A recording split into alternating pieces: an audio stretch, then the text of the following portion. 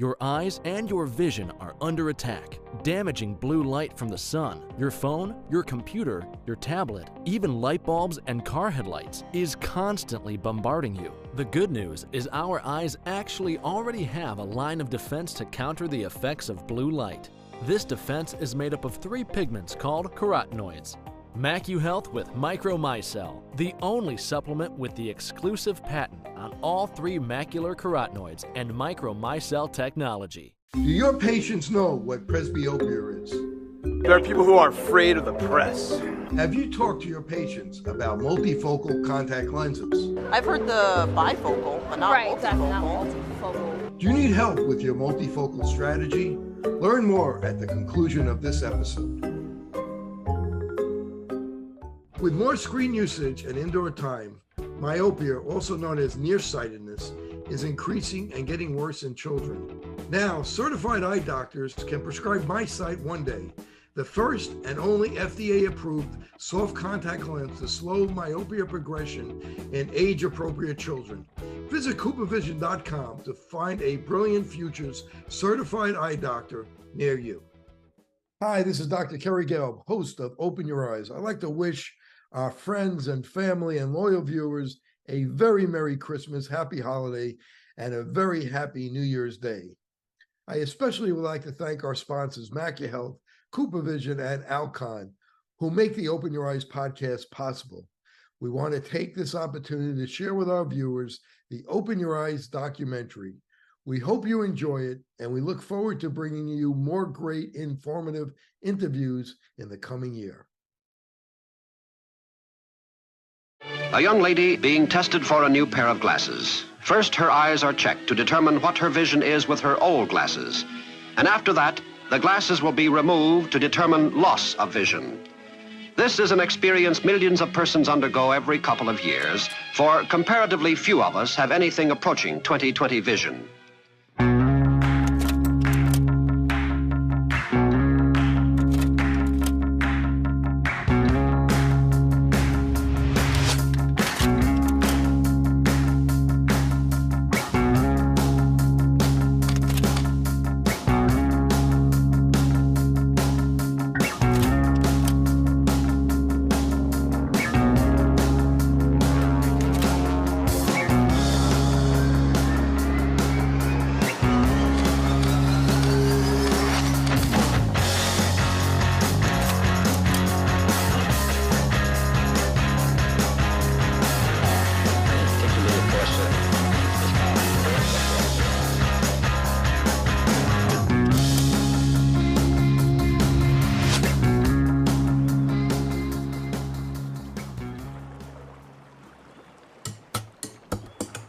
There is no doubt that losing eyesight is the #1 fear among people around the world. Not only are the eyes the portal to our soul, they are our windows to the secrets of our hidden health.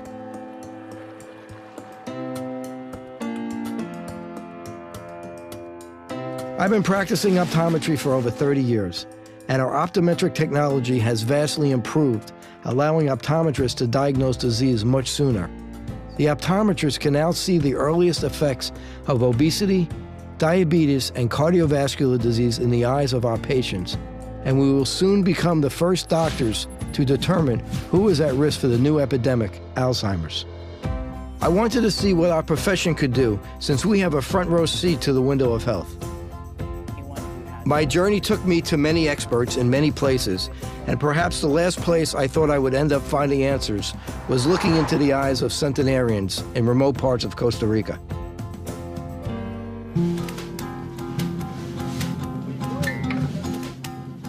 I had come to Costa Rica to meet up with the self-proclaimed myopia maniac, Dr. Javier Prada Lopez.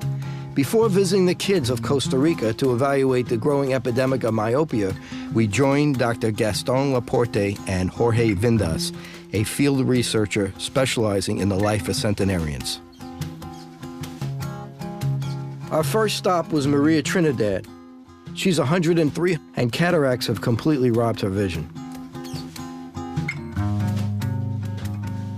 ¿Y cómo está su vista?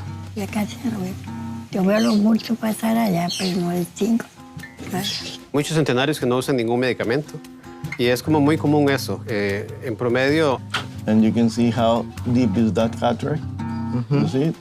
Because there's such little macular degeneration with these people, if we take out her cataract, is there a good chance she'll see well? Yes, very good chance. Maria and the other Centenarians I met were all over 100. Except for their cataracts, their eyes and overall health was really amazing. I couldn't help but wonder what this said about the people I see in the States, whose eyes, health, and bodies were in far worse shape, despite being decades younger. I wanted to know how and why our society accepted chronic and systemic diseases as some new normal, that being not sick meant being healthy. Coming from the United States and examining many patients, it's really very interesting to see a man 100 years old who to be in such fantastic shape, but his eyes also to be in fantastic shape as well. I mean, he does have cataracts, but to show no signs of macular degeneration. The front of his eye looks very, very good. It's very impressive. Yeah, I think he's unique, and all of this kind are unique, and we have to study more to see what's happening with them. I had come to realize the importance of vision at a very early age. But it wasn't because I wanted to be an eye doctor when I was younger. It's not what a kid from Spring Valley, New York, dreams of being. I certainly didn't.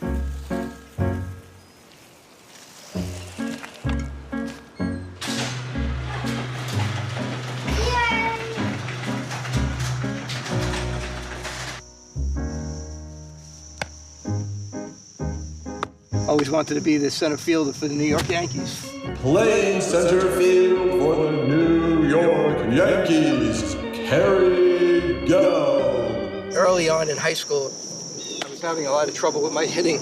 I bought this book on sports vision and hitting. I was exercising my eyes from looking at one point to another. It's called a predictive saccade, and it was very effective. My final year of high school, I batted .300, and we won the high school championship, and I got the winning hit. But when I went to college, being 5'9", my baseball dreams died there. So I decided to become an eye doctor and help people with their vision so they could be better at hitting. Setting up shop in New Jersey, I built my practice and was fortunate to get the latest in eye care technology.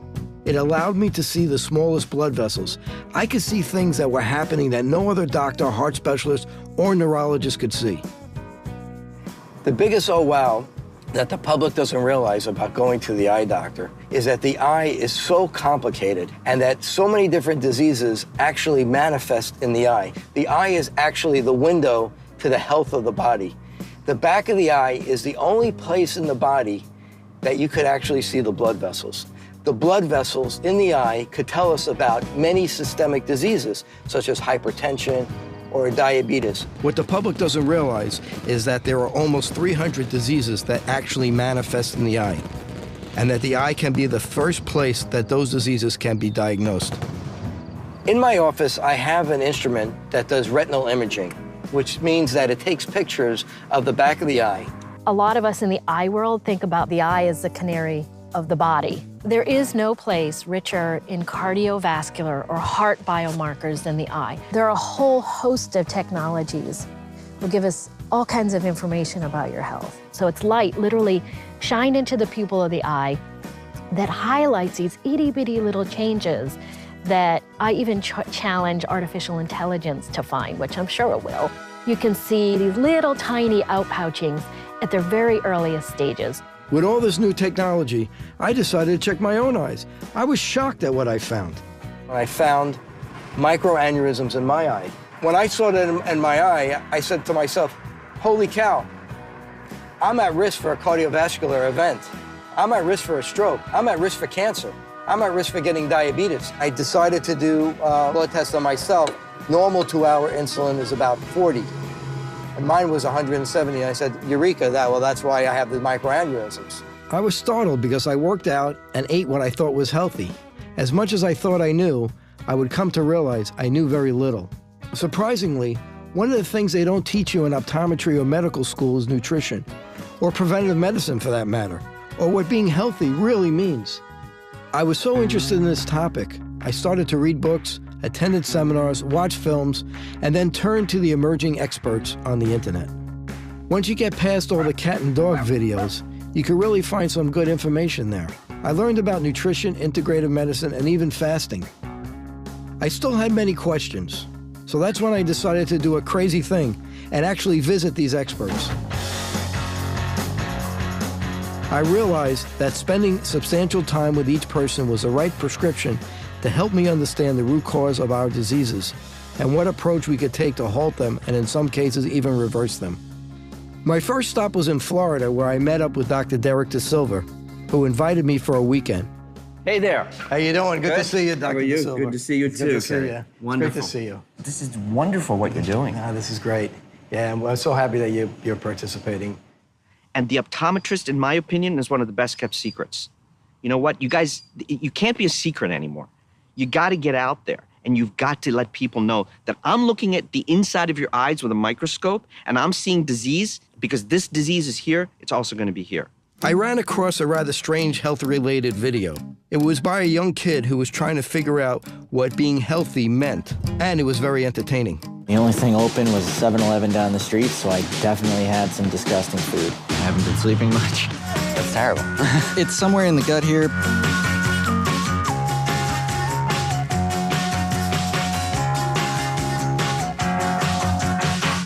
So, my not-so-fun fact for you guys is, did you know that we are the first generation in recorded human history that has a shorter lifespan than our parents? Is this for the US or is this globally? This is specifically for the US, which doesn't apply to me. He's good. Even though Chris's video was lighthearted, what he was talking about was no joke. The stats didn't lie, and life expectancy had dropped. Millennials were projected to be the first generation in history to not outlive the generation before them. I called him up and found out he lived nearby. He told me he had poor eyesight and was worried about his health, so I invited him to my office. What seems to be the problem with your vision? I don't see very well. Even lower. All right, so let's put those drops in your eyes.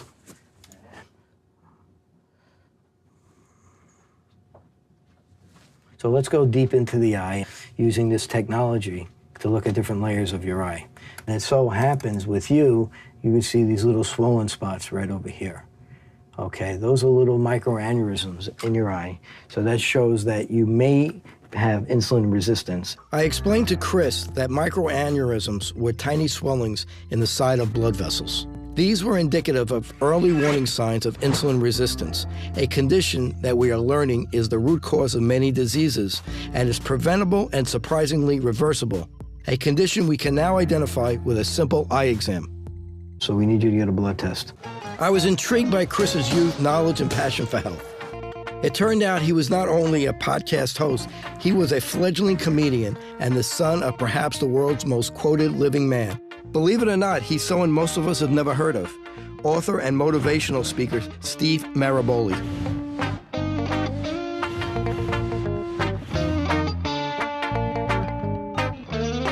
I was amazed that Dr. Gelb was able to diagnose my current condition and potential problems in a comprehensive eye exam.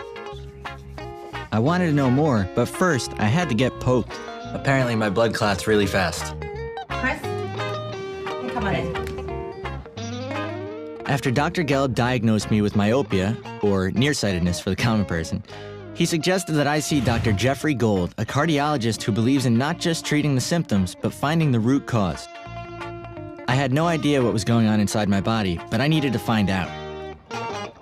It turned out I had high fibrinogen and elevated C-reactive protein, which indicated that all-American badass inflammation was lurking inside of me. If the levels remain elevated, there are some things that we could do to mitigate your risk. One of the things that we like to do is just to generally reduce inflammation in the body, whether that's cutting back on smoking or alcohol use, okay? General healthy lifestyle, eating a diet with whole foods. We want you to exercise routinely. We want to make sure you get restorative sleep. And we want you to reduce your stress levels the best way you possibly can. So these are all natural ways that we could reduce inflammation in the body. Even though these conditions were not common for someone my age, I was glad Dr. Gold's approach did not include medication. And for the moment, it was just lifestyle adjustment therapy. Thank you so much for meeting with me. Absolutely. It's very nice to meet you. Thank you. Take care. Okay. This is a glutathione shake. Now that I had my new lifestyle in place and a fresh pair of specs, I really wanted to know why, and as I say on my show, I wanted someone to show me how to live. Dr. Gelb told me he just started filming a documentary, this documentary. I asked if I could help, so as you can tell by my voiceover, he loved the idea. While this may not go down as one of the great buddy movies of all time, Dr. Gelb, or Kerry and I, were taking our own roads less traveled and going in search of why we were failing at living healthy. I wanted to explore the philosophical, sociological, and psychological reasons my generation was being compromised. And of course, Kerry was a man of science, so he headed in that direction. I guess he was the straight man and I was the funny guy, and truly offered a perspective where my OD could not go. So one thing I do as part of my podcast and stand-up is interview some experts who can give me insight into living healthy. Hello and welcome to a new and ancient story. This is Charles Eisenstein. We explore things like technology, spirituality, agriculture, healing, economics, politics, ecology, relationships, education. I mean, pretty much everything that is undergoing a transition today. So I headed out to Pennsylvania to talk to one of my favorites, world-renowned author Charles Eisenstein, to get the story on why my generation was, for all purposes, devolving. Each generation was supposed to be healthier than the last one. Lifespan was supposed to be increasing. We were supposed to be in this paradise by now. You'll get the results on the relativity reactor.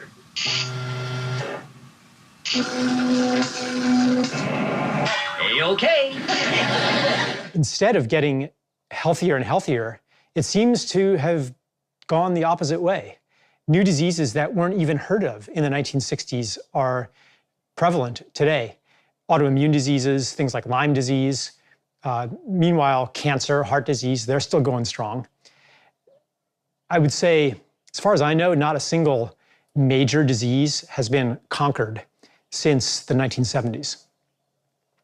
And I think a lot of people are beginning to question the whole story. So I pulled up the CDC's website to get their definition on chronic disease, and it's pretty interesting. It says here, chronic diseases are non-communicable illnesses that are prolonged in duration, do not resolve spontaneously, and are rarely cured completely. They are the leading cause of death and disability in the United States. They cause 7 out of 10 deaths each year and are among the most preventable and treatable of all health problems. Those figures are staggering. 7 out of 10 deaths a year are caused by, and they say this, the most preventable and treatable of all health problems.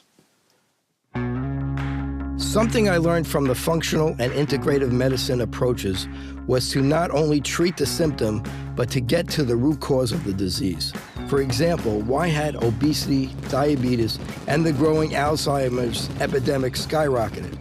Before I journeyed toward solutions, I needed to know how we got to this point as a society. And to do that, I needed to go back to the future when it all started to go wrong. There appears to be growing concern among scientists as to the possibility of dangerous long-range side effects from the widespread use of DDT and other pesticides. Have you considered asking the Department of Agriculture or the Public Health Service to take a closer look at this? Yes, and I know that they already are. I think particularly, of course, since Ms. Carson's book, but they are examining the matter. This is one of the nation's bestsellers, and Silent Spring has been called the most controversial book of the year. Rachel Carson's book, Silent Spring, not only first alerted us to the dangers of chemical pesticides, but created the awareness of how our biology interconnects with ecological systems. Here at the Dow Chemical Company in Midland, Michigan, revolutionary chemical killers are being produced to help rid us of these costly pests. I met up with journalist and author Kerry Gelb, whose book Whitewash follows in Rachel Carson's footsteps, warning us about the dangers of the latest miracle chemical, glyphosate, that's being sprayed on our food. In some ways, things haven't changed at all in more than 50 years. DDT was considered this magical, miracle, chemical that was going to save humanity, and wipe out mosquitoes and protect us from malaria. And there were all sorts of jingles and slogans and advertising about how wonderful, this pesticide was. Armed with large quantities of the DDT insecticide. A former Army officer who handled the same sort of job on Okinawa and in Korea is in charge of the project. No corner of the area escapes the DDT spray. Remember the name, Pestroid, DDT. It spells certain death to all insects I've mentioned so far, and others too. There must be a catch to it. Maybe Pestroid hurts humans too. No, sir. It harms only us, the citizens of Bucknam. And of course, Rachel Carson warned us about the unintended consequences and the risks. Now, we know from experiments on animals that many of these chemicals accumulate in body tissues. We know that some are liver poisons, others are nerve poisons, and for still others, we have evidence that they produce mutations.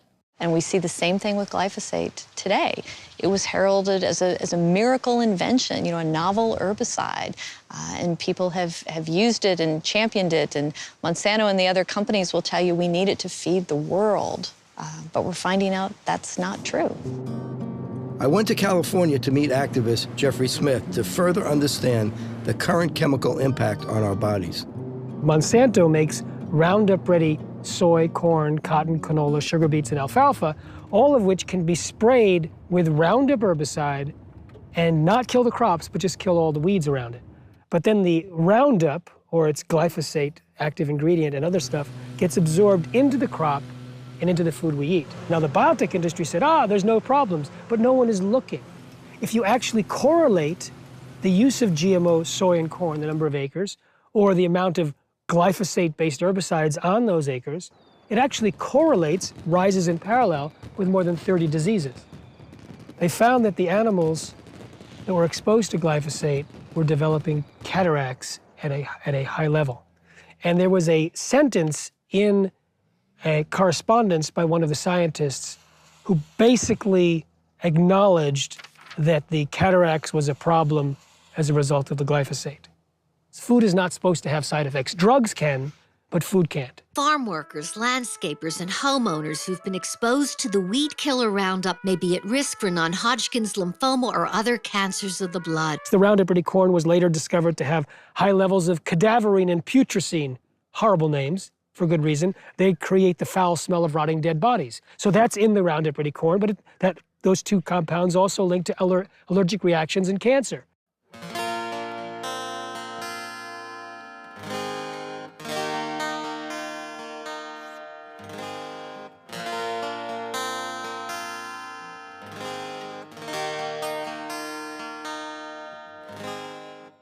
Rachel Carson has been vilified by the agrochemical industry and still is to this day, but her work was really instrumental in formulating the Environmental Protection Agency and in creating the modern-day environmental movement, really. Unless we do bring these chemicals under better control, we are certainly headed for disaster.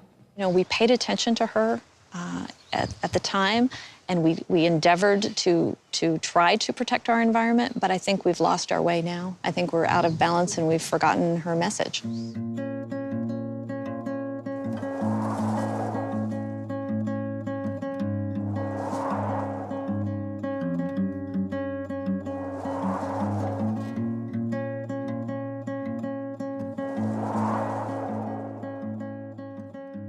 Long before there were artificial delicacies, gooey yummies, crunchy munchy snackables, the food pyramid was fresh, pure, natural. Marigolds bloomed, clean water flowed, and all healthy foods lived in harmony under the watchful eye of Quetzalcoatl. Buenos dias, Quetzalcoatl. Huh? I'm dusting them all.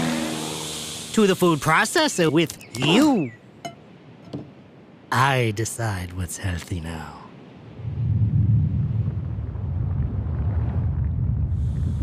Quetzalcoatl! Our kingdom! It'll all be okay, Green.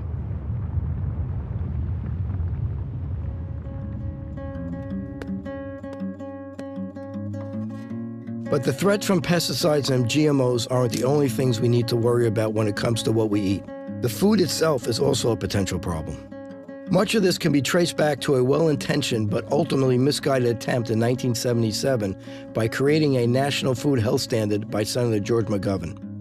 I reached out to Dr. Ted Naiman to fill me in on some of the history with how our diets got so messed up as a byproduct of good intentions. He suggested we meet up at the Twisted Horn Ranch in Petaluma, California, where the cattle is grass-fed and grass-finished. Well, I really think things started to go the wrong direction for us back in the late 70s with the McGovern report, and we decided that eating saturated fat and cholesterol were bad for some reason, and that really skewed our dietary intake towards carbohydrates in a ridiculous fashion. So everyone's eating a 50 or 60% carbohydrate diet now, which is just absolutely ridiculous. It's really not human species appropriate diet, in my opinion. I have pleaded in my report and will plead again orally here for more research on the problem before we make announcements to the American public. Well, I would only argue that senators don't have the luxury that a research scientist does of waiting until every last shred of evidence is in. The McGovern Committee's report was written by a young staff member who happened to be a vegetarian and had no background in medicine or health research. The committee recommended a low-fat, low-cholesterol diet for everyone and offered some ideas that could only spring from the mind of a politician. But Senator Schweiker of Pennsylvania suggested that instead of discrediting the committee's report, the eggmen should be out developing hens that would lay low-cholesterol eggs. One of my favorite doctors I had followed the past few years on the web was Dr. Jason Funk. He was kind enough to meet me in Toronto to further discuss the wrong road we were led down. The McGovern report was this sort of government committee that tried to get to the bottom of it, but the science had not been settled. So people were getting a lot of heart attacks, and one group thought it was all due to the dietary fat, and one group thought maybe it's all the sugar and the carbohydrates. Eventually, McGovern was influenced more by the kind of anti-fat message, so he decided that that was really the cause.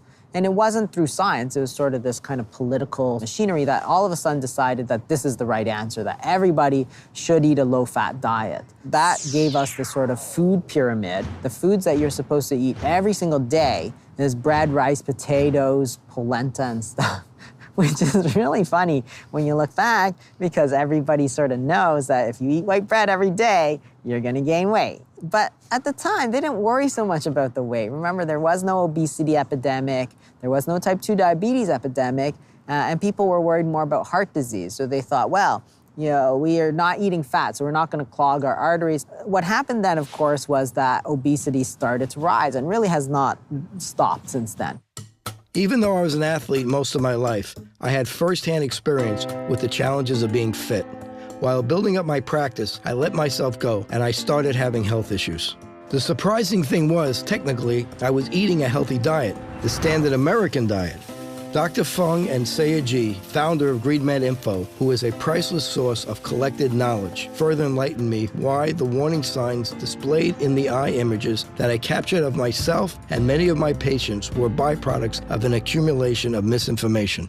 One of the things that kind of came out of this whole dietary fat thing is that all of a sudden, obesity must be also related to fat, even though nobody had ever thought that before. Once you start vilifying dietary fat for the heart disease, people say, well, it must cause obesity too. Then they came up with this whole calories thing to say, well, why is fat so bad? And it's because, well, it's calorically dense.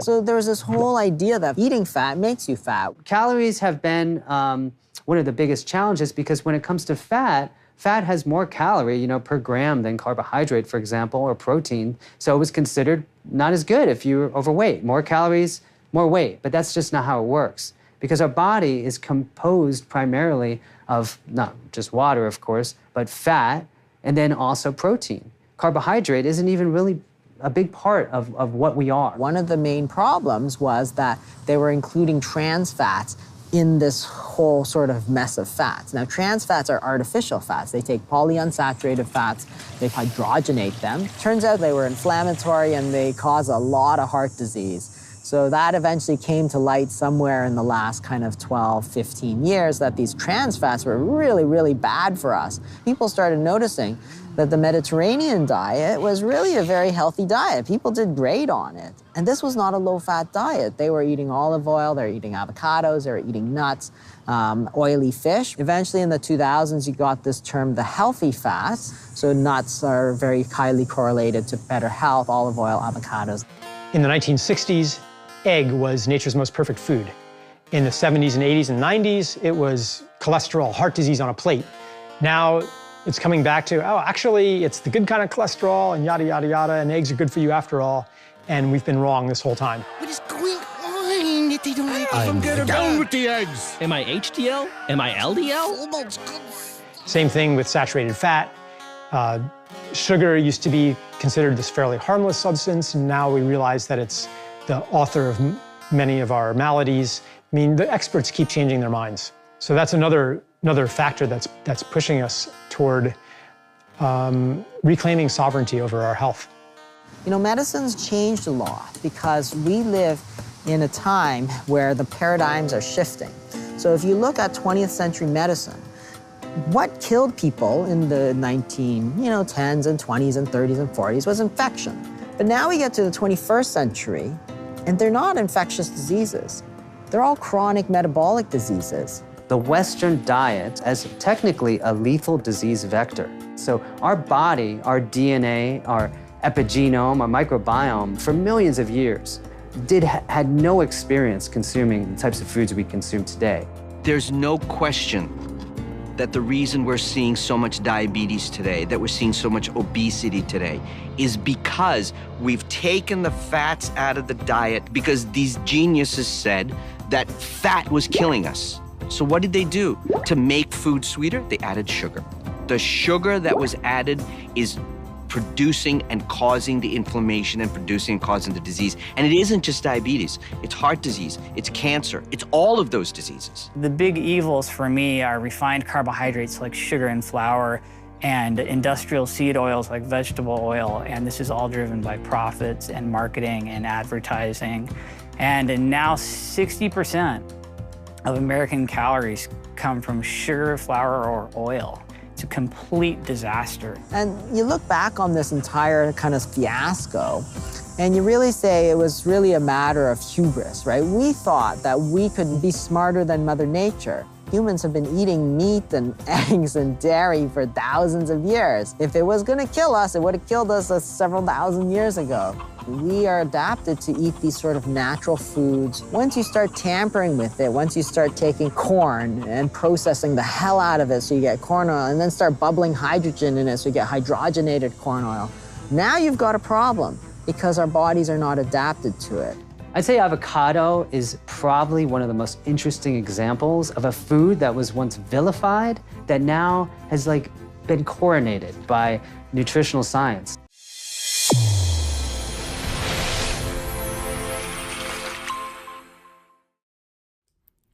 MacuHealth, your science-born and tested solutions for visual performance, macular degeneration, and dry eye syndrome.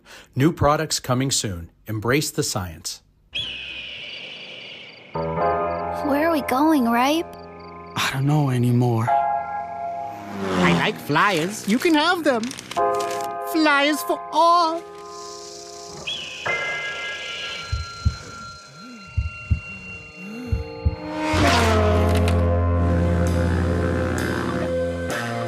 Ripe?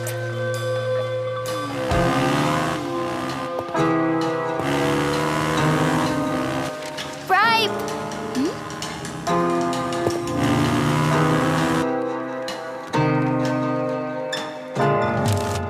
They know nothing. They don't even know we're a fruit. I'm coming to join you. Getzo Koaro. Ripe!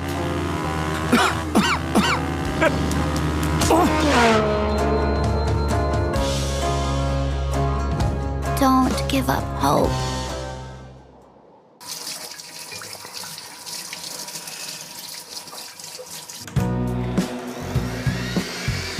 After seeing the images and understanding the warning signs, I had taken control of my health. I guess I had to change the sad diet to the glad diet. So So now I'm going to check myself for the first time in 2 years. All right, let's see how I did. Here's my right eye, and it actually looks pretty good. There's my left eye. Not too bad if I say so myself. It's actually improved. Typically these do not improve the microaneurysms, and I still have some, but they definitely have improved with the change of my lifestyle. So it's very unusual that they've improved. So it actually makes me feel pretty good about that changing things. So I'm really very happy about it, that I have much less microaneurysms. That shows that my insulin resistance is improving. I wanted to share what I learned with my peers and patients and developed a 10-point plan for my patients to follow. It was clear we were all paying the price for decades of misguidance and toxicity. I learned from Drs. Fung, Naiman, and De Silva that not only were many diseases like diabetes, heart disease, and even Alzheimer's preventable, they were also reversible through proper and positive lifestyle adjustments. The paradigm is not, you have a disease, you come see me as a doctor, I give you a pill, you're better. The paradigm is, you have a problem, it's chronic, it's related to lifestyle and diet, so fix your lifestyle and diet. Now I wanted to focus on further helping my patients by using the technology and growing understanding of what information the eye revealed about our health, and if necessary, be able to advise them on which healthcare professionals they should consult. I started doing blood tests on these patients. So I took the next 19 patients who had these microaneurysms, and I did blood tests on them. And lo and behold, 18 of 19 of them had elevated either fasting insulin or 2-hour insulin. So at that moment, I knew that these people were at risk for diabetes, and they were insulin resistant. And when you're insulin resistant, not only are you at risk for diabetes, but you're at risk for many other different types of diseases, such as dementia, or Alzheimer's, or diabetes, and cancer. I had reached out to one of my research peers, Dr. Stuart Richer, to help me conduct a formal study to conclusively verify that the outpouchings I had found were indeed linked to insulin resistance and conveyed much earlier warning signs of disease. We imaged 80 optometrists and conducted correlating blood tests. Our tests and study were conclusive, and the findings were published in the Diabetes Journal and later featured in Optometry Times. It seemed that now optometrists were on the cutting edge of high-tech testing, and by using these new tools to examine the eye, we could find the beginnings of many preventable diseases before any other test could. Completely non-invasively, you could screen thousands of people, not just for their eye health, but for their whole body health. If you can identify high-risk people and then treat them correctly, well, that's where we're gonna save lives. That puts you at the very tip of preventative medicine. I met with many other optometrists and PhDs who are forging new ground in expanding the scope of our profession. While we were increasingly concerned with obesity, diabetes, and Alzheimer's, one traditional eye condition was becoming much more prevalent, growing into a plague, affecting our youth and becoming our #1 problem. Myopia. Myopia. Myopia. Myopia. Myopia. Myopic children. Myopia. Myopia. Myopia is nearsightedness. Myopia. Myopia. 5 myopia billion myopic myopes in the world. Myopic, myopia, myopic. Half of the population Myopia. in 2050 Myopia will be myopic. Myopia was skyrocketing and exploding across the globe. When light from an object enters our eyes, our eye lens bends it such that the image is formed on the retina. However, in some people, this image is formed before the retina. Such defect is called nearsightedness or myopia. A person with myopia cannot see distant objects clearly.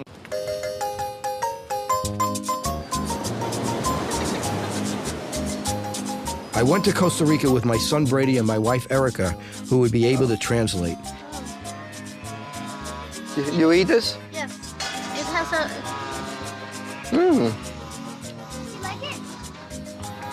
I went to visit with Dr. Javier Prada, who spent a decade studying the causes of myopia.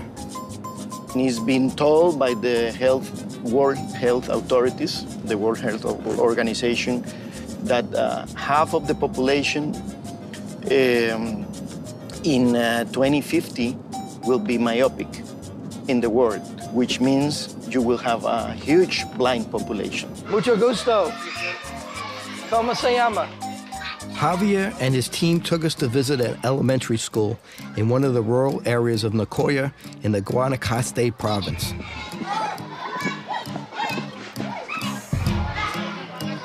In Costa Rica, the myopia in urban areas are around 40%, and in rural areas is around between 10 to 15%. And you say, wow, it's 4 times. Yes, it is 4 times. And mainly is due to the technology. The findings were absolutely consistent with his studies showing less than 10% of the children were myopic. It is no mystery that the absence of laptops, tablets, and phones, and the abundance of outdoor activity preserve these children's healthy eyes. We born designed to look at 35 centimeters, but today the distance used by young people to see near things is around 20 to 25 centimeters. If a child does not have the opportunity to see, they cannot develop themselves, they will keep on poverty, and they may become a social problem in the future. So a children that sees well, can study well, feels well, and through vision, we can improve their lives. That's our mission. During my IR study, I had met with Dr. Ron Rosedale, an expert on insulin resistance. One of the more eye-opening pieces of information he discussed was that the centenarians have no signs of insulin resistance and almost no chronic disease. And with the assistance of Dr. Prada and his Vision Optica team, we arranged to visit a few of them to see the health of their eyes and what secrets to longevity they could share.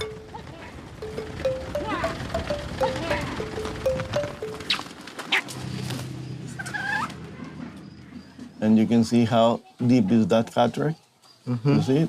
These people usually is blind through the cataract, but not the... So there's a very good chance if she has cataract surgery that she would see very well and be able to see her grandchildren and great-grandchildren and all her chickens. Bueno, pero va a quedar viendo muy bien. Vamos a tratar de coordinar con el hospital de Nicoya para que en algún momento y su familia le puedan hacer esas cirugías de catarata en los 2 ojos. Sí. I just told her that she will see very good, has high probabilities of seeing very good. If she has cataract surgery, and we will try to coordinate with the hospital to have her for surgery. And she will see the chicken, the turkey, the rourke, all the animals in the surroundings, and maybe a boyfriend. So she said that she's a little old for that.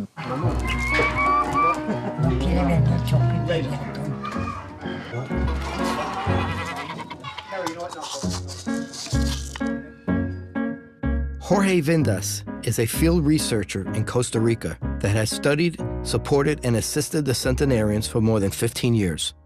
Jorge also verified all their ages and arranged and accompanied us on all our visits in the Nicoya region. The question we all wanted to know was how and why these people age so gracefully. Ese apoyo tan grande de la familia y ese cariño y el respeto y el amor que le dan y el cuidado, esa parte para mí es el primer factor. En segundo sería la espiritualidad y la fuerte fe que ellos tienen para enfrentar la vida y así lo han hecho históricamente. Y de tercero sería la alimentación. Ellos se comían lo que la tierra producía, sin químicos, y sembraban mucho de lo que se comían. El arroz, frijoles, maíz. Después el ejercicio físico, el estarse moviendo siempre, hombres y mujeres. Y como número 5 es el estilo de vida, es una vida tranquila. Para mí eso es súper importante. Tal vez los primeros 4 factores hacen que el quinto, y ellos tienen ganas de levantarse mañana. Dr. Laporte wanted to help Maria, Pablo, and Pachito, and decided he would perform cataract surgery and was going to order all the necessary pre-op tests. We were excited to hopefully restore their vision that seemed to be their only aging issue.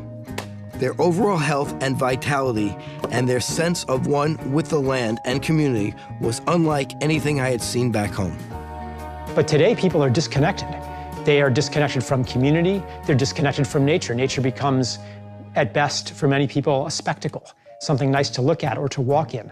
But there's not that day-to-day, hands-on connection where you can actually feel and see that the health of the beings around you influences your own health. Grand Pass, get your passport.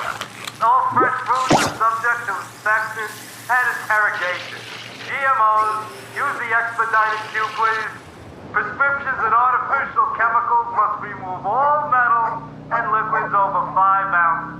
Fortified foods, just get in line. Labels out, please.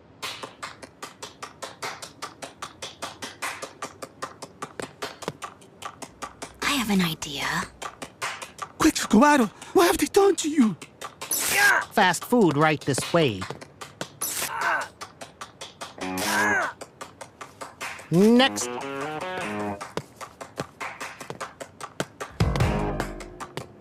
Labels out. Are you a low-calorie food? Closer. Closer, please. 0 calories. Negative calories, actually, with no nutritional value and 37 unpronounceable ingredients. You're fresh! Do you know how to drive this thing? Nope. Take off. Shut up. Take off. Shut Take up. off. Take Shut off. up. Take off. Shut Take up. off. Take Shut off. up. Take off. Shut Take up. off. Before I joined Gaston ringside for the Centenarians' cataract surgeries, I flew to Budapest, Hungary, with some fellow optometrists to see the latest in contact lens technology. While there, I met with another myopia maniac, Zsolt Tapasto, who, along with his sister Beata, were both third-generation eye doctors that dated back to the 1920s. Zsolt was a leader in using orthokeratology lenses, which in short means corrective lenses for myopia, and surprisingly, can be used by children as young as 6. What we are having and very successfully doing it is the orthokeratology. And we need to do it as early as possible to avoid this elongation. In our cases and our practice, we see about 70% success for myopia progression reduction. Orthokeratology, basically, we are flattening the central portion of the cornea, and this flattening is increasing the peripheral thickness of the cornea. We are redistributing the corneal shape with our contact lens. We push a little bit the central portion of the cornea, and it redistributes the fluid of your cornea to the periphery. Basically, it's very interesting because it's even working within hours. It usually takes about a week or week and a half to get the full correction settled. Here, follow with your eyes. Good. Beautiful. Look up and down. Look right at the light. Myopia was another one on the emerging list of epidemics our kids and the next generation was facing. The condition was not only avoidable, but 100% manageable. But neglected could significantly up our risk for glaucoma, macular degeneration, and cataracts. You did really good. Thank you. At the University of Georgia, I met up with the husband and wife PhD team of Randy Hammond and Lisa Renzi to further discuss their approach to dealing with myopia. In the history of our species, we can't all have been so nearsighted. For most of human history, we were seeing at a distance. And you couldn't have been out on the savannah going, is that like a lion? You know, right? So they just eat you and you wouldn't evolve. So now though, when the eye is growing, your signal's right here. So you develop a different length of eye. We spend an awful lot of time no more than a foot in front of our face, inside while we're doing it. So to the extent that those factors matter, we are not producing normally sighted individuals now. What is starting to happen in a lot of other cultures is the need to take a sight break. In places like, say, Singapore, Taiwan, something like 85–90% of the childhood population is now nearsighted. Singapore has a population now with about 90% myopia. They had these posters up that said, "Keep myopia at bay. Go outside and play." Take a sight break. For every so long that you spend doing near work, you should be spending some time actually looking out into the distance in nature, getting a little bit of light exposure that's natural. It can go a long way toward normalizing vision. Normalization of the eye requires ultraviolet light. It requires the ability to look out into great distances and actually train the lens to accommodate. So behavior does play a role in this as well. Think about that. Your brain's developing too. So if your brain is developing around this kind of signal, that's a real different kind of brain. So we get to see a couple follow-ups today? I think we'll see one. I returned to Costa Rica with my colleague, Dr. Richard Holtz, to assist Gaston. In Costa Rica, it takes between 3 and 5 years to be scheduled for surgery. Gaston had already corrected Maria's and Pablo's cataracts, and we were excited to see their progress, even though it would take a few more weeks to accurately see the results and how clear their new eyes were. Their overall health and absence of any disease, and the fact that they were all cleared for surgery was amazing. So we came to Costa Rica because it's one of the areas in the world where people live over 100, and they don't get the chronic diseases that we get in the West. So we wanted to see what their eyes would be like. We examined people over 100 who had vision problems, and what we found is that their eyes were healthy other than cataracts. She does have cataracts in both eyes. There is a cataract there. He has no vision in this eye. And many of them have had poor vision for many, many years, and they didn't have access to surgical eye care. So we made arrangements with a local eye surgeon to do cataract surgery. Pachita is going to have his cataract surgery today. How does not being able to see make you feel? Un poquillo mal porque no está uno bien, mejor dicho. ¿Pero cómo se siente? ¿Mal cómo? Pues que ya uno va mermando en todo y se va conformando como Dios lo manda. Are you excited to be able to see again? Exactamente. Si Dios me ha oído más, yo ya veo más tranquilo. Because you have trouble seeing, does that make you feel old? Porque ya uno ya no puede hacer sus cosas. Ya hace falta para toda la vista. ¿Cómo qué cosas? Y eso, los zapatos, imagínese usted, no se los puede amarrar uno porque no ve. ¿Y qué más? Y todo. ¿Qué todo? Y... Cuando anda a caballo, por ejemplo. Ah, no, porque el caballo lo lleva uno. When you get your sight back, what are you most excited about seeing?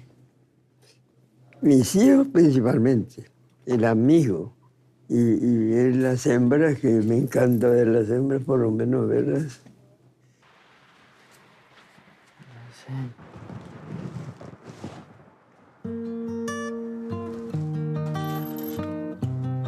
Cataracts is simply a clouding of the lens in the eye and is mostly seen in older people. In the United States, the majority of the people over 80 have them.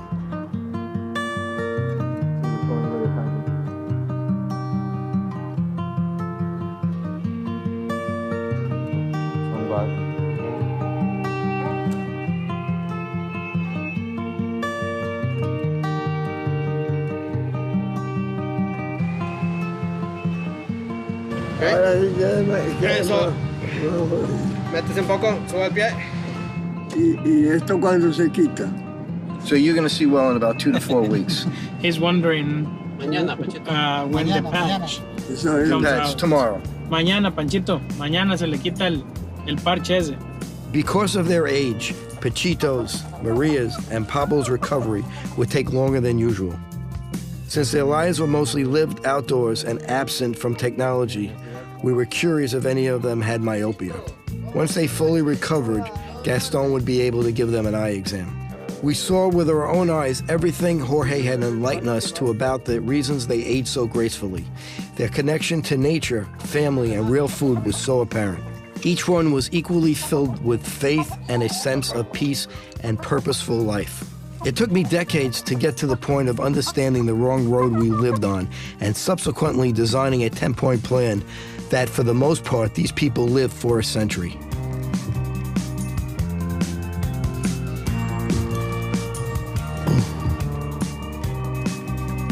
Háblele, Pachito, háblele.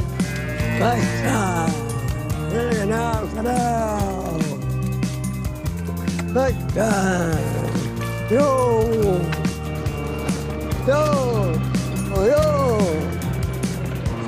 Siga ahí.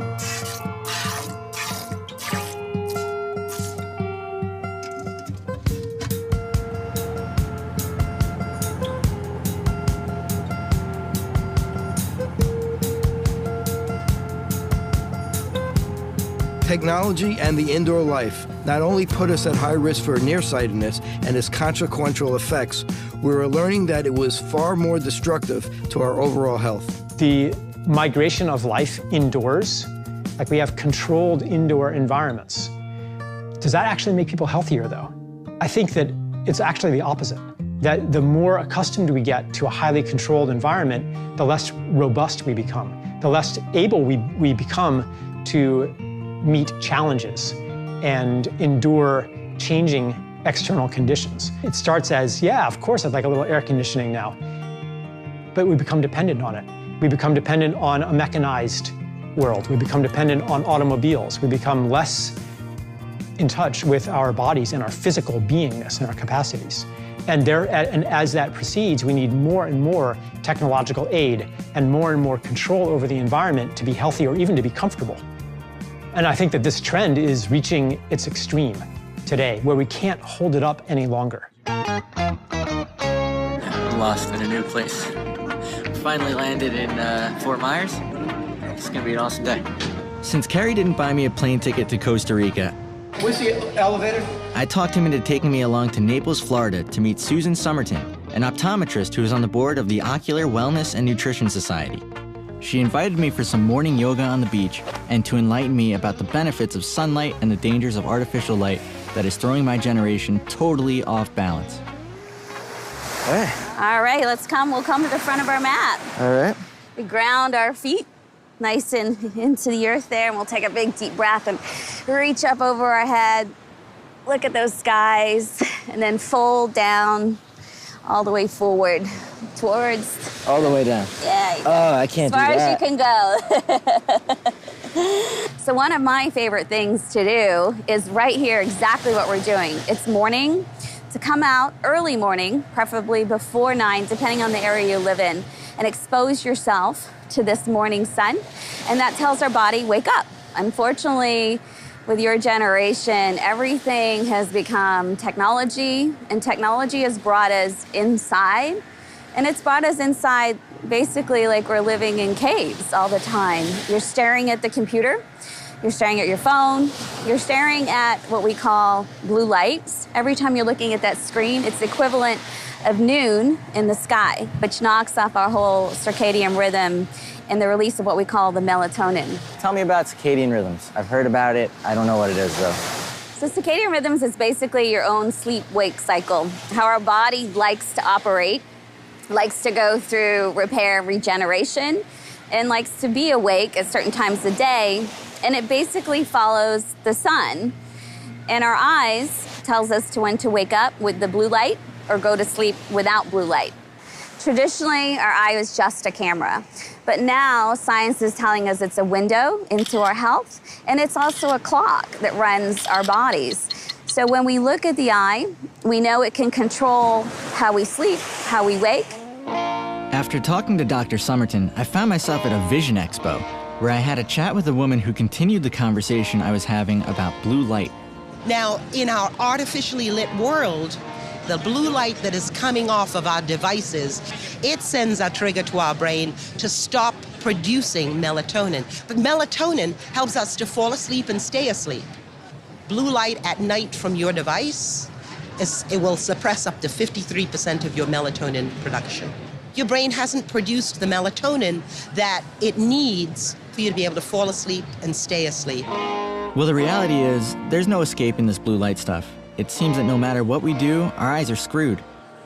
But I remember what Susan said, maybe we couldn't totally escape the blue light, but we could minimize its effects. We can help by taking breaks. We have a 20-20 rule. Every 20 minutes, you're looking at the screen. You look away for 20 seconds, at least greater than 20 feet. Then we start thinking about what happens with all this screen time. How can we modify that? we can help with our blue light protection glasses. Dr. Jack Cruz is one that has studies, he's a neurologist, generally recommends for every 1 hour that you have screen, you have 15 minutes outside in nature to balance it.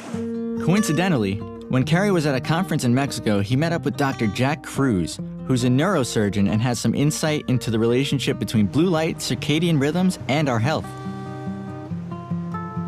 Circadian rhythm is everything. It's the basis of biology. When circadian biology is off, we get problems. And it turns out the most common form of the broken circadian mechanism is blue light. We're not talking about blue light in the sun today. Kids are inside using blue light devices. So every time you put a TV on, every time a kid puts an iPhone on, every time they put an iPad on, you're telling your brain that it's solar noon. You have to remember that the children's anterior chamber of the eye is not similar to what your and eye is. And it's much more sensitive to UV and blue light. That means that kids are more sensitive to the blue light hazard. Blue light from any tech device destroys melatonin. Melatonin's destroyed, sleep gets destroyed. Everybody seems to know that sleep affects health. Any light at night, as far as I'm concerned, does this. It ruins complete circadian rhythm. It ruins the eye clock. And you have to make the parents understand that the light that their children are growing up under is like an alien sun in this solar system. And when they begin to understand that we evolved for 4.6 billion years under that light right there, natural sunlight is not something to be afraid of. Because, you know, that's what sets the entire mechanism in the body. If you were to ask me, Jack, what's the single most important thing would be a takeaway for eye health? You can never miss another sunrise the rest of your life.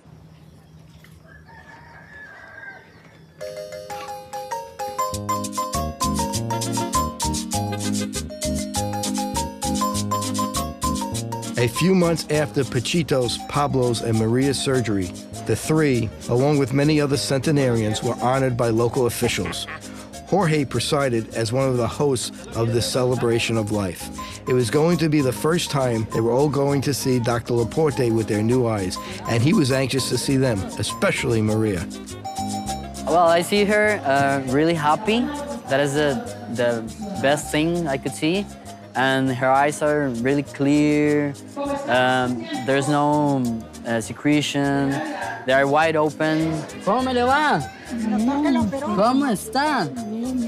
Gusto saludarla. And she is waving for me to say hi, so she could see me. First time I saw her, she was like an angry old lady, and she was in a room, in the dark side of the room, just wanting to be there until she died. Now she's really happy. She is shiny, she is smiling. Eso. For her family also, it's been a great progress. She's not as dependent as she was.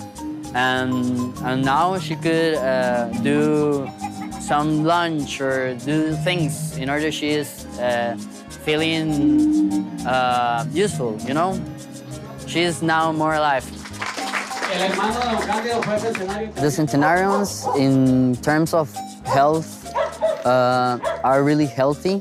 They have no chronic disease. The health of the eyes in these Centenarians is really good.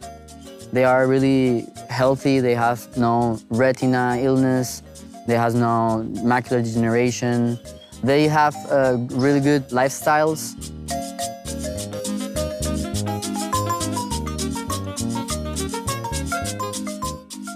Though their eyesight was cloudy for many years due to cataracts, their minds were certainly as uncloudy as a perfect blue sky on a summer day. Every centenarian I met was as sharp and lucid as a healthy middle-aged person. There were no signs of what some now call type 3 diabetes, dementia, or Alzheimer's. What most people need to know is that the brain and the eye are connected. They are one and the same. I went to Talbot, Tennessee to meet up with Tom Lewis, who is a neuroscientist and Alzheimer's expert. The most profound marker along this health disease continuum as we age for future risk for Alzheimer's is biomarkers in the eye, because after all, the eye, particularly the retina, is an embryological outcropping of the brain. So what's happening in the eye is happening in the brain, and it turns out that it's happening in most cases, up to 15 years before you start experiencing cognitive declines. The brain is the most metabolically active tissue. The retina is the most metabolically active tissue in the body. So things that go wrong with your metabolism affect the retina very early on, like diabetes. And so aging of the brain is reflected by aging of the retina. Alzheimer's is an age-related disease. As our immune system starts declining, and it's highly metabolic tissue, it becomes much more susceptible. It's a neurological condition. It's an inflammatory degenerative process that's happening to neurological tissue. It's happening in the eye more profoundly and earlier and easier to detect in the eye than it is in the brain. Once you start experiencing loss, it sort of cascades. Brains need social encounters, they need novelty, they need good nutrition, they need exercise. So what do we recommend? We recommend that they go out and get some exercise and get that vasculature in shape. We recommend that they improve their diets, that they stop smoking. These are all things that are also should modify risk for Alzheimer's disease as well. So the beautiful thing about the situation is that the treatment is the same no matter what, right? In the world of Alzheimer's disease and central nervous system function, recommending nutrition is a really, really new thing. It's a radical concept for us. So there's no drug for this disease right now, but the best drug is your own immune system. And the markers are very, very straightforward. We don't have to do fancy tests. Your optometrist can see those markers today in you. You know, in my world, in the Alzheimer's world, for example, pharmacology gets you a few months, but nutrition, when applied earlier, could have gotten you decades. You know, we take diseases after they have already bloomed, you know, from decades and decades of lifestyle mismanagement. And then we assume that, you know, we should be able to intervene surgically or pharmacologically and fix it right there on the spot. All right, so it's been 18 months of clean living, following the advice of Dr. Gelb and everyone I met along the way. Infrared saunas, cleaner food. It's been a journey. So now I'm here to get my follow-up blood test. I'm back at Kerry's office to see if my microaneurysm's improved and to get my blood test results. Kerry. How you doing there? How you doing? Good. Hi. How's everything? You look good. Yoga in. Yeah, you look working good. out a little bit. Eating healthy. Yeah. Good, good, good. All right, let's go see. Check it out. This is when you came in and we looked at the back of your eye at the blood vessels, we found these little microaneurysms, these little pockets which are unusual in somebody your age. So we ran all these blood tests that deals with the vascular system inflammation, and we found that the C-reactive protein was high and the fibrinogen was high. So now you've changed your lifestyle and you're here to get the results, and the results are great. I mean, the fibrinogen is totally normal, and C-reactive protein is very, very normal. There's no inflammation anymore, and it's fantastic. So by changing your lifestyle and doing the things that we recommended that you do, you've improved everything. In 18 months, that's incredible. While I didn't have a life-threatening disease, I learned things could get very complicated quickly on the inside. By following Kerry's 10-point plan, which I had come to call Kerryatrics, I was able to totally tame my inflammation and manage my IR, and thankfully avoid a helping handful of potential prescriptions. Our culture gives us an image of what health is. And as you were saying, it basically means the absence of disease. And so many people kind of take this state that I would say is actually not healthy as the default state of human existence. Like, it's kind of normal to hurt a little bit all the time. It's kind of normal to feel like really tired all the time or kind of a little sick all the time. And we get so used to that. We get used to a feeling of underlying pain. It seems that we have an inevitable destiny when we reach 60, 70, 80 years old to be decrepit, to be uncomfortable. What can break that predisposition? What can break that tacit assumption that this is what life is going to be? One thing that can break it is that you meet somebody who violates that standard. You meet somebody who's 60, 70, 80 years old doing gymnastics or, you know, running 10 miles or like seemingly like healthier than you were when you were 30. And we don't realize how good, how healthy it's possible for a human to feel. Life is a transformative journey. The reason the younger generation may not outlive their parents is because, number one, sugar, number two, sugar, And number 3, sedentary lifestyle. Charles called diabetes and obesity the twin epidemics of our time. Kerry and his peers added myopia and Alzheimer's to that list. It seems that my generation and the ones to follow need to change our lifestyles, which are remarkably out of balance. As Charles said, life is a transformative journey, and we need to get into a whole new rhythm. Like myself, many of our patients didn't know where their poor health came from. Looking back at the last 2 years of our journey with 20/20 hindsight, it is clear that our lifestyles and environment have contributed to the epic rise of diseases we see in our country. The root cause of many chronic illnesses lies within our depleted soil, food factories, and sedentary indoor lives. Desocialization and our disconnection from nature have added to the overall decline of health. The 10-point plan that took me half a lifetime to learn about was, for the most part, the daily lives of the Centenarians. They opened their eyes again at 100 and showed us what the possibilities of true vitality and health look like. But we also learned that diseases are reversible, and by diagnosing them early, the possibilities of reversing them and experiencing maximum health are truly out of this world. Hi, I'm Ashley. How does being in space for so long affect your body? I actually put this up against my eye and plug this into a computer, and then I can look into the back of my eyeball, and there are expert doctors on the ground who are looking at my eyeball while I'm doing it. And by looking at the eye in general, we're looking at components of the whole body, which may all tie into the astronaut's health, as well as give some idea of the health of their arteries. While we explore the universe above us, we need to explore the universe within us. Science is a continuum of questions and answers, and we will continue to prove there is always a new frontier to wonder about. A distant flicker on the edge of cosmic farsightedness, or the curious blemish on the retina's rim that begs our nearsightedness. We are now learning the eye is the greatest observatory into the secrets of our hidden health. The eye is the canary of the mind, and it's true. When you have an eye exam, someone looks through your pupils, you look into the back of the eye, you're not looking just into the back of the eye. We can see in your brain function that will go undetected, quite possibly for years, without any other clue that it's going on, that could lead to dysfunction, that could lead to blindness, that could lead to loss of life.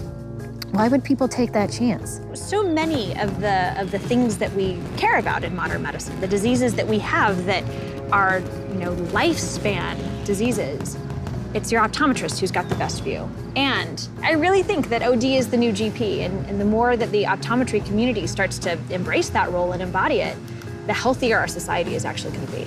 For me, the eye on the prize is paying attention to the optometrist, paying attention to your body. The eye is the kingdom.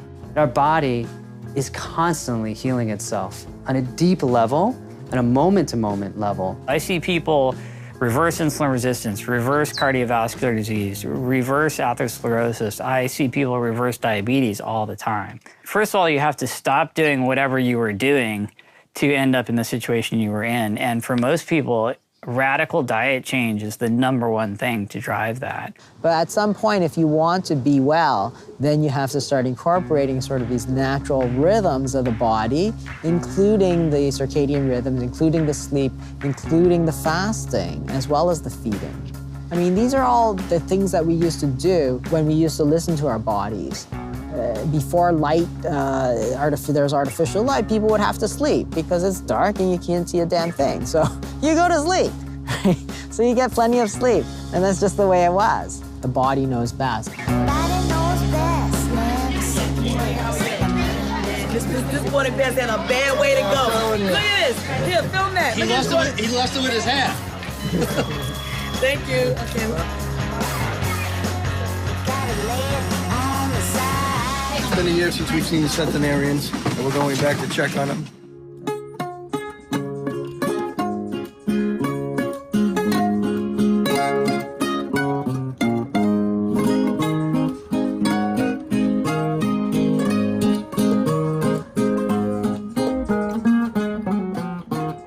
It had been almost a year since their surgeries, and I wanted to follow up with Pablo, Maria, and Pachito to see how they were doing. how their lives had changed now that they were able to see clearer. You're very strong. I rejoined Jorge, and our first stop was Pablo. Not only did he challenge me to an arm wrestle, he was going to make sure I left Costa Rica knowing how to chop wood. He was remarkable, and his vitality was more apparent than ever. Hi, Maria. Buenos días, señor. Good to see you. ¿Cómo amaneció viejo?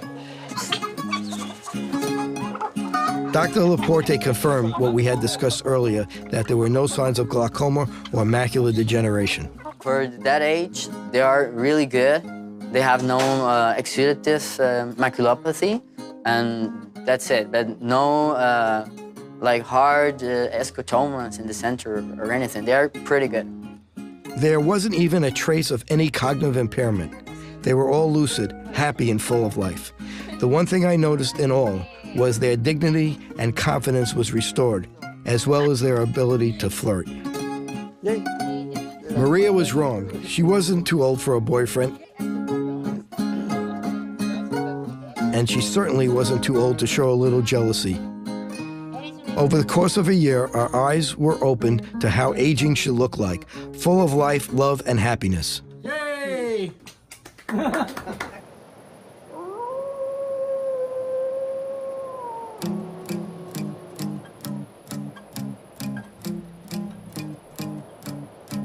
Where is everybody?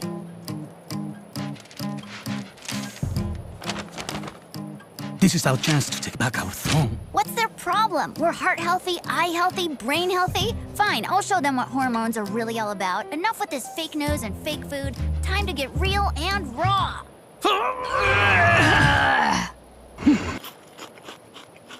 Talk about fat, sick, and nearly dead. The sacred basket. Dios mío. We gotta get out of here. You're not going anywhere, fatty boy. Get in my belly! We're all coming, Quetzalcoatl! Will everyone please open their eyes?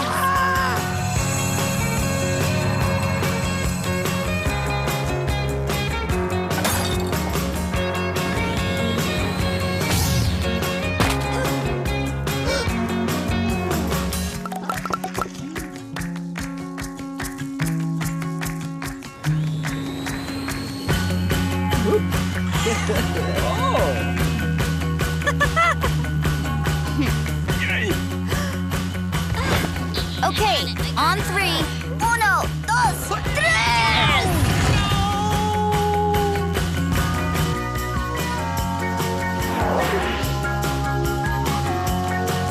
You bow to no one.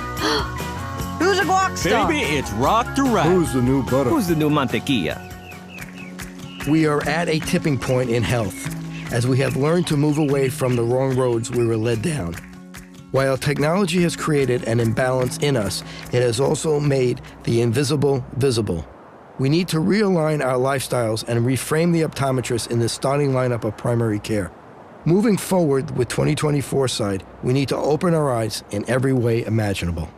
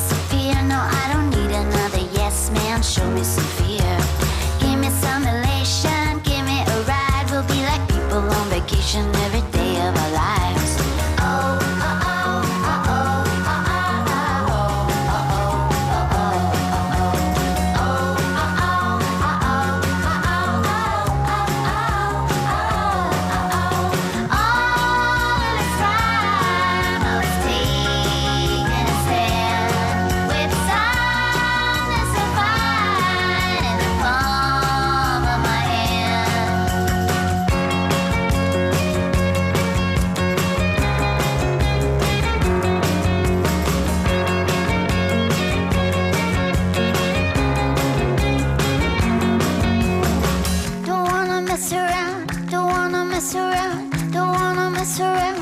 Lord knows I messed around. Don't wanna mess around, don't wanna mess around, don't wanna mess around. Lord knows I messed around. Don't wanna mess up, don't wanna mess up. Now that I can see it, there's no way I'm gonna give it up. Give me resurrection, give me a chance. Come on and spin me like a record, make me wanna dance.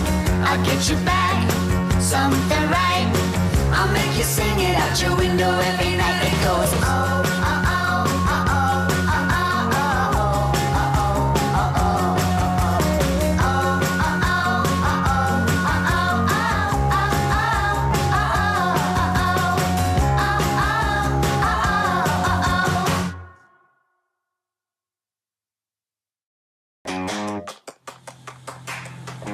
You haven't seen the last of me.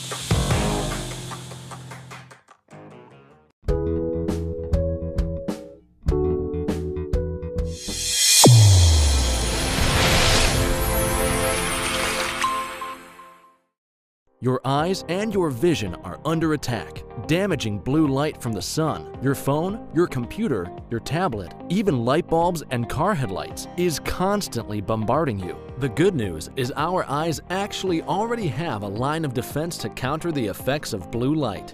This defense is made up of 3 pigments called carotenoids. MacuHealth with Micromicelle, the only supplement with the exclusive patent on all 3 macular carotenoids and Micromicelle technology. Fitting multifocal contact lenses presents a big opportunity to meet patient needs while growing your practice. Alcon is your partner not only with our innovative portfolio, but through e-learning. Learn to enhance your multifocal strategy today with the Alcon Experience Academy. OIE Broadcasting is the emerging leader in social media. We use scientific entertainment to drive more patients into your office. Visit oiebroadcasting.com and sign up today.